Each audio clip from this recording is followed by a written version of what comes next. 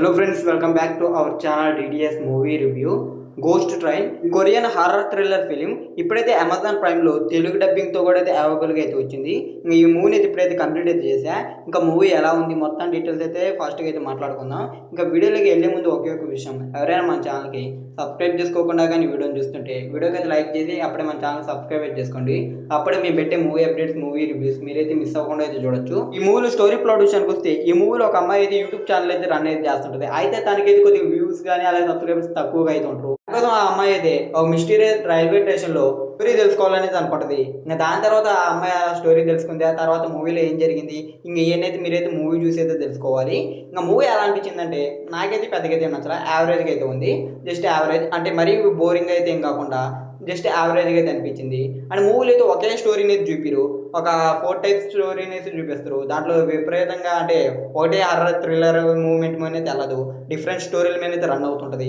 ఒక్కొక్కటిలాగే జరుగుతుంది. దాని కారణంగా అయితే మూవీలో హర్రర్ ఎలిమెంట్స్ ఉంటాయి, దాంతోపాటు గోర్ ఎలిమెంట్స్, కొన్ని బ్రూటల్ సీన్స్ ఇలాంటివి అయితే మూవీలో చాలానే అయితే ఉంటాయి. ఇంకా హర్రర్ ఎలిమెంట్స్ కూడా అయితే చాలానే ఉంటాయి.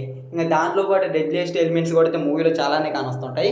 కాబట్టి ఈ మూవీని ఫ్యామిలీతో కలిసి చూసేటప్పుడు ఎన్ని ఓకే అనుకుంటే చూసేయండి. అయితే అడల్ట్ కంటెంట్ ఇలాంటిది ఏమీ లేదు మూవీలో. అయితే మూవీ అయితే స్టార్టింగ్ అయితే చాలా ఇంట్రెస్టింగ్ ఉంటుంది. అంటే 10 to 20 minutes దాకా అయితే మూవీ అయితే కొద్దిగా స్టోరీ ఫాస్ట్లోనే స్టార్ట్ చేయడంతో కొద్దిగా స్టోరీ అయితే ఇంట్రెస్టింగ్ అయితే ఉంటుంది.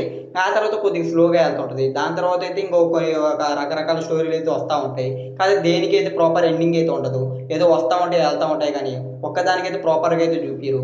అదే ఒక స్టోరీనే చూపించినా లేకపోతే ఆ మొత్తం స్టోరీని కొద్దిగా టైం తీసినా కానీ బాగానే అనిపించేదేమో.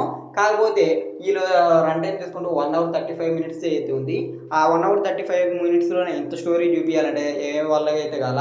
అంతేకాకుండా అంత స్టోరీని ఆ ఇరిగిచ్చి దుబ్బేలేకి మూవీ అయితే కన్ఫ్యూజ్గా ఉంటుంది చాలా దిక్కల. అంతేకాకుండా ప్రాపర్ ఎండింగ్ లేకపోవడంతో మూవీ అయితే సరిగ్గా అయితే నచ్చలా. కానీ కొన్ని థ్రిల్లింగ్ ఎలిమెంట్స్ ఏదైతే దీనివన్నీ అంటే హారర్ ఎలిమెంట్స్ వీటి వల్ల అయితే మరి యావరేజ్గా అయితే అనిపించింది. అంటే మరీ వరస్ట్ మూవీ లాగా కాకుండా జస్ట్ యావరేజ్ ఫిలిం లాగా అయితే అనిపించింది. అదే స్టోరీని ప్రాపర్గా చూపించి అన్నిటికీ ప్రతి ఒక్క దానికి మంచి ఎండింగ్ కానీ ఇచ్చుంటే మూవీ కొద్దిగా బాగుండే ఛాన్స్ అయితే ఉండేది.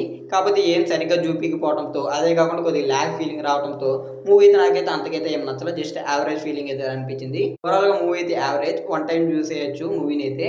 ఇంకా ఈ గోస్ట్ ట్రైన్ మూవీ రివ్యూ అయితే. ఇంకా ఈ మూవీ అమెజాన్ ప్రైమ్లో తెలుగులో కూడా అయితే స్ట్రీమింగ్ అయితే అవుతుంది.